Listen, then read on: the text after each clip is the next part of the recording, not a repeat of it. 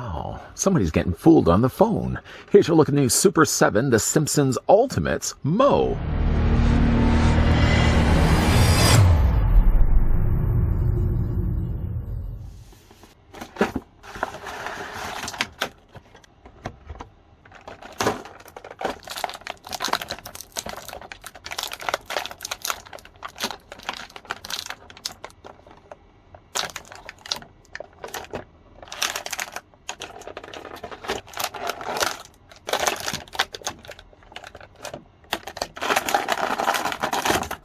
This made-to-order 7-inch fully articulated figure of Mo, Springfield's favorite bartender, comes with interchangeable heads, hands, and accessories that highlight his endeavors, including a Flamin' Mo and Panda. Each Ultimates figure comes packaged in a deluxe slipcase window box. Collect the whole first wave of the Simpsons Ultimates figures.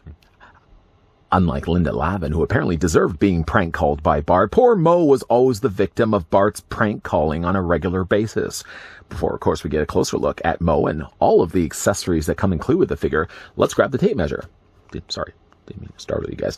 Taking the tape measure right to the very top of Mo's head, you're looking at the figure standing about 6.5 inches in height, or the figure's 16 centimeters tall. Loose joints and all, here's what Mo looks like with Robot Itchy. And yes, he has gotten even looser, it seems, in his ankles. The ankles wasn't so much a problem before, but the longer I seem to have this guy standing with anything in his hands, the more looseness has developed in those ankles. So not really a great design on Super 7's part. What was a good design, even though I was kind of still questioning why they would have went with Deep Space Homer. Here's what the figure looks like with the first figure we've looked at in the line of Ultimate Simpsons figures. Here's what Mo looks like with Deep Space Homer. Mo Sislak does pretty good for himself, though I have to question this accessory as why of all the things they could have come included with this figure, Super 7 decides to go in fact with a reference back to Linda Lavin, who I don't think does deserve being prank called. Nobody prank called Linda Lavin.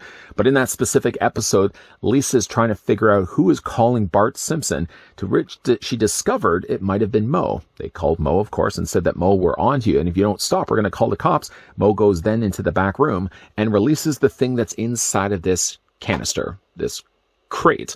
You can see the crate is locked in the front. I already have the key, though. The key's not actually included with the figure. But you open this up, and inside he releases several pandas. Andale, and releases them outside of the bar. That's a lot of plastic. This is also a lot of plastic as well, and again, I can't help but think, yeah, it's nice that we get a little fan reference, a nod to an Easter egg that we see in the series, but for this only being in one episode that I can think of, I don't think the plastic was better suited not to be displayed as like an actual bar top. Maybe it wouldn't have been like a full-length bar, but if you really took this amount of plastic, you took this amount of plastic, and instead you forged it into just a bar top, then you could have taken all of the accessories that the figures were about to have a look at, could have actually in fact sat on top of the bar top. Anyways, though, you do get yourself the Panda. I was surprised to actually see, in fact, that the Panda does have articulation. You can rotate the head all the way around. It's actually on a ball joint, so you can move it up and down also as well. And there's also articulation here on the legs. Nice, but I don't think it's necessary. And again, like the crate looks pretty good too as well. I don't think the front of the crate is this shinier silver. I think, in fact, it's actually just a lighter color to the brown. But either way, though, it does open and close. I mean, I would love to have instead gotten a bar top. Again, this is nice, but I don't think it was really necessary to include the figure. Episode specific, one time and we're done sort of accessories are fine and good. As again, throw out to the fans who know and love the series. But again, I don't think this much plastic really should have been then utilized. You can also see as well, I've opened it the wrong way. It really should open this way. You can see there's the arrow facing up. He actually opens it this way, not sideways. But either way, though, he comes included with the crate and he comes included with the Panda. We'll just put the Panda on top for right now. Then we're kind of going to move over to the more regular territory of things you would kind of expect Mo to come include with, like, for example, his phone. The phone, as you can see, is very nicely colored. It's molded here in a red plastic. It's finished also on the bottom of it as well.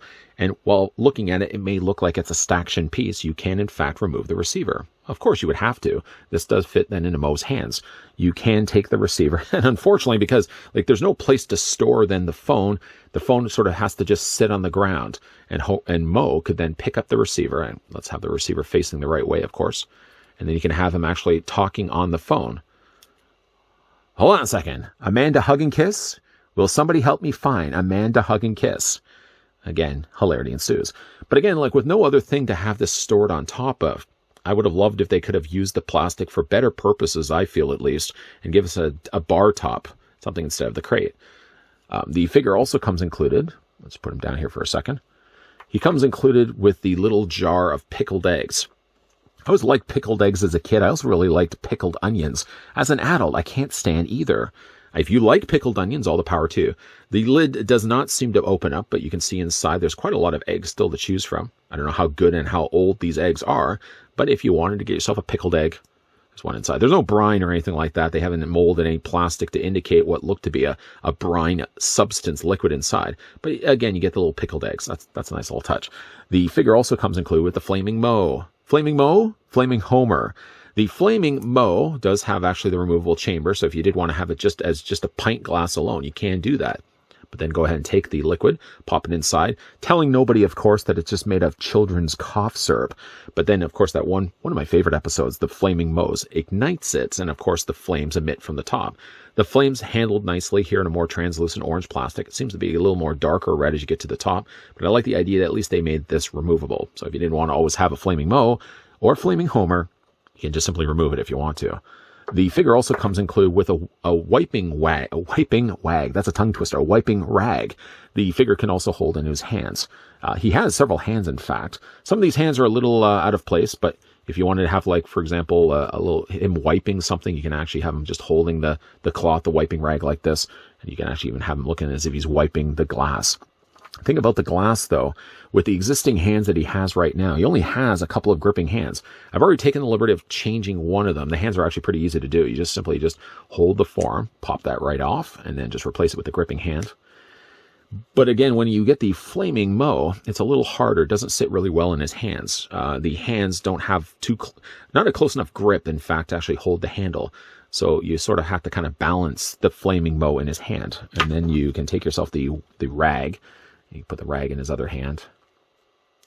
Like, these are good accessories. I have no qualms whatsoever, although the rag has also a little harder of a time to hold in his hands. But I just dropped the rag. But yeah, you can get at least the Flaming Moe somewhat balanced in there. It just doesn't hold as well as I would really hope. And while we're also on the topic of hands, the figure also comes included. Let's just put him back down here for a second. I keep putting the figure, picking up, putting him down, picking him up, putting him down. The figure also comes with this hand. Now, you may think to yourself, well, wouldn't that have been the better hand to hold the Flaming Moe? Well, not really, because the thumb, as you can see, I'm putting my hand underneath so it's not going to fall. It does an okay job, but it's just not wide enough of a grip. I guess it holds really the Flaming Moe better of the two hands. Thumb just needs to stick out a little bit more. It sits really, to be all fair, better on these hands. So yeah, you could say that this is the better hand for holding the Flaming Moe. The figure also comes included with some closed fists, which for me defeats the purpose completely. I don't know why I would ever really display Moe with fist hands. I mean, again, like he could pretend like he's punching out somebody, but for all the other things that he comes included with, fist hands would not have been the first thing I would have thought of. He does come included with pointing hands. So if you did want to have him pointing at somebody in the bar, trying to locate a weird name that Bart Simpson is calling out to him on the phone, give him those options of pointing hands also as well. Move those out of the way. Okay, so the figure also comes included, while we still have Panda in frame, some swappable heads. Picking a figure up right now, as it goes right now, we have a stock head sculpt from Moe. Just a neutral head sculpt, which is fine. It looks good. It does look a little off here on the side. I don't really know what's happened to the paint, but you can see it's slightly distorted. It almost looks like there's supposed to be cell shading or darker shadowing happening here, but I can't tell. It actually looks like it's just more stained plastic than anything else. Defaulted head doesn't look so bad. It's just a good looking Moe Sizzlack. Hair's nicely sculpted as well, done in a more lighter gray. But then there's a couple of variations as well. When he opens up, of course, the restaurant, he always has to be smiling. So, of course, you can get that head sculpt as well. We can go ahead and just pop the head off. The thing about the head, though, is when you're replacing it, for all intents and purposes, you would think that you would put the head straight down. But actually, the post has to be further forward on an angle. So we just bring that up just a little further, and then we just pop the new head in place. If you're having any tough time to do this, by the way, you can easily just use the hairdryer trick, or you can also submerge it in hot water. And there's Moe with a big smile on his face.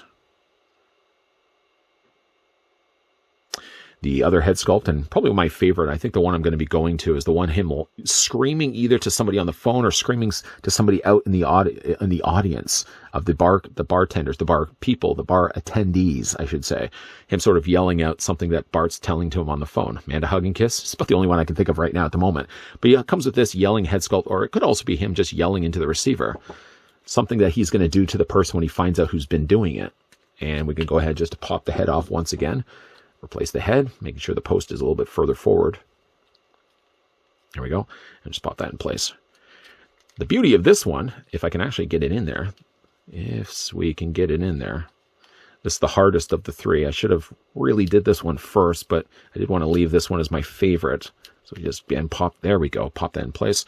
And we've got Mo now with the screaming face. This one does benefit from now sculpting in a tongue, paint it nicely in red. Got the gums there also as well. Teeth aren't the greatest. They ain't the prettiest, but at least he does have visible teeth here. I don't know how he managed to have teeth looking like this in one area, in one episode, and yet he has full row of teeth when he opens up that family restaurant. I don't know. Either way, though, you can, again, take the phone and put the receiver into his hand. This would be so much, again, better if we just had an actual bar, and then you could just have him yelling into the phone if you want to. You can get the phone pretty close there also as well. That's probably going to be how I'm going to display this guy on the shelf, with, unfortunately, just a dangling phone underneath him, though. For all those accessories, let's just get everything out of the way here and get a closer look at the figure. You know, of all the accessories, like I said, that he comes included with, the one thing he doesn't come included with is his apron. Doesn't come with an apron. The apron easily could have just been a bit of fabric. Of course, the loop on the top there that would have just put over top of his head. I don't know why they just left the apron out. I mean, you don't always have to see Mo in his apron, but I'd like that at the very least that they could have included with. I'm almost even tempted just to find a strip of fabric and do a makeshift, a makeshift apron that he could actually wear over top of his body. I think that's one thing that really should have come included with the figure. And again, like he's got his bow tie, that's nicely painted here in a darker blue, and otherwise that you got like a more lighter blue for the rest of his t-shirt. Short sleeves in this case.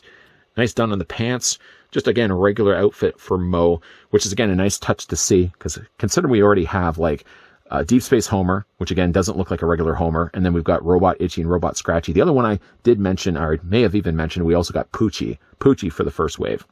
It's really somewhat ironic that we did get ourselves Poochie as a throw-in character, literally as a thrown-in figure for the first wave. But overall, like, not a bad-looking Mo at all. I do like at least the options that they gave available, so you can swap out the head and change it with different things as well. I'm going to stick with this head sculpt, I think, for the rest of this review.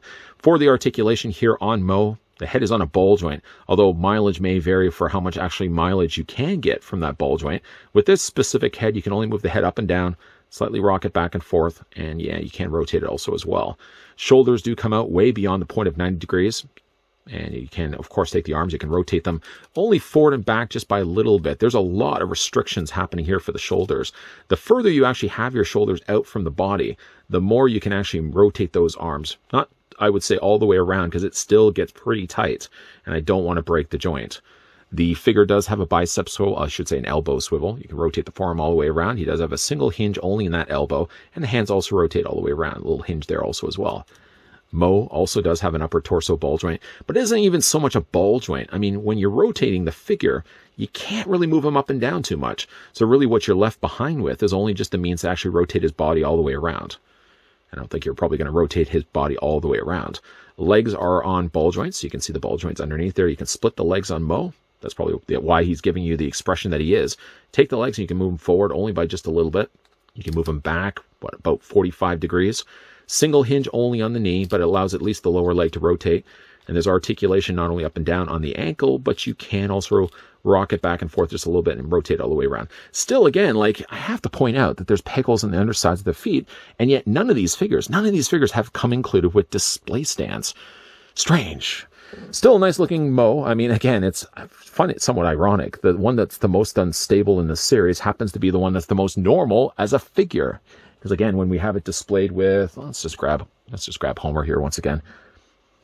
I keep bringing back Homer here again, just to bring it and reiterate the point that, you know, just getting regular Springfield members would have been fine for me, at least for the first couple of waves. A regular casually dressed Homer, I know I talked to death about that, would go really nicely with a Mo. And again, with all the plastic, just again, move this guy over, move over the Homer, and to bring back in the crate with the panda.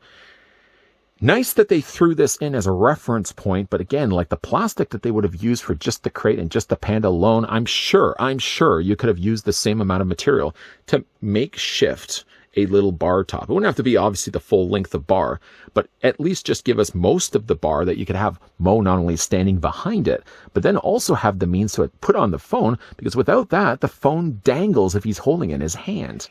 If you can pay no attention to the fact that the phone is just dangling out of Mo's hands, this is likely how I'm going to be displaying the figure on the shelf. Mo did turn out to be nice. I do like most of the accessories that came included with Mo. The panda in crates, while a nice included touch by Super7, won't likely be something that's going to be fitting on the shelf. For how much real estate space that's going to be taking up, I would much rather use that for a figure. So for me, while it's nice that they included it, it will be likely going back in the box. Instead, I'll likely be displaying Mo either just with phone in his hand, or maybe even just displaying the flaming Mo, or flaming Homer if you prefer, in his hand instead. Those accessories were fine. The options for swappable heads are also pretty good. There's enough differencing between all the heads, so you feel like you're not getting the same head over and over again. When we did have a look, of course, at Robot Itchy, Robot Itchy did have, for obvious reasons, the same head, but it just had the removable dome on the top to expose the circuitry inside. Again, I like the look of Mo, but again, I have to still ask this question: could we not have just gotten normal resonance of Springfield included in these waves? The next time we are getting ourselves a Homer, as already mentioned, is Moo Moo Homer, but still eluding us is actually just Simpsons family members. I hope that's something that's going to be fixed in future waves. But what do you guys think of Mo? Let me know down below in the comments section. And do you think that Mo was a worthy enough first wave released figure? Or do you think there was a better figure that they could have included in this first wave instead? Even a better question I'd probably ask you guys, if you had the choice and you could choose, let's go 5 figures, because I did say earlier it was 4, it was technically 5 because Poochie's part of this wave as well. Let's go 5. If you could choose 5 characters from the Simpsons world and put them in the first wave of figures that Super7 would have been putting out, what would those characters have been? Don't right away obviously go with the full Simpsons characters like Homer, Bart, Lisa, Maggie. Don't go with all of those.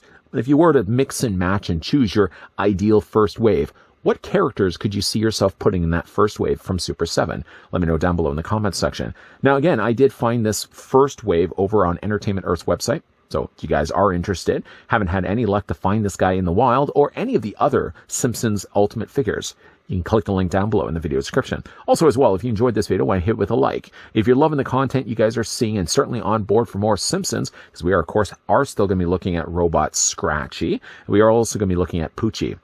I don't know why I kept forgetting about Poochie. I think most people tend to forget about Poochie. And yet, ironically, Poochie's part of the first wave. It makes no sense to me. But if you guys certainly are on board and like the content of what you're seeing in this video so far, hit it first with a like. But if you want to certainly stick around for more, make sure you hit the subscribe button down below and that you're also turning on the bell notification. We are, I think, going to be looking at Robot Scratchy next, because I actually ended up ordering Poochie separately. I don't know what trying to remember what I ended up doing, but I ended up ordering Poochie separately. He's actually being shipped as we speak. So we are going to be looking at the next Simpsons figure is going to be Robot Scratchy. Not to hopefully give anything away for somebody that was wanting to go without spoilers. But lots of stuff coming your way, guys. As always, thanks for watching. See you guys next time.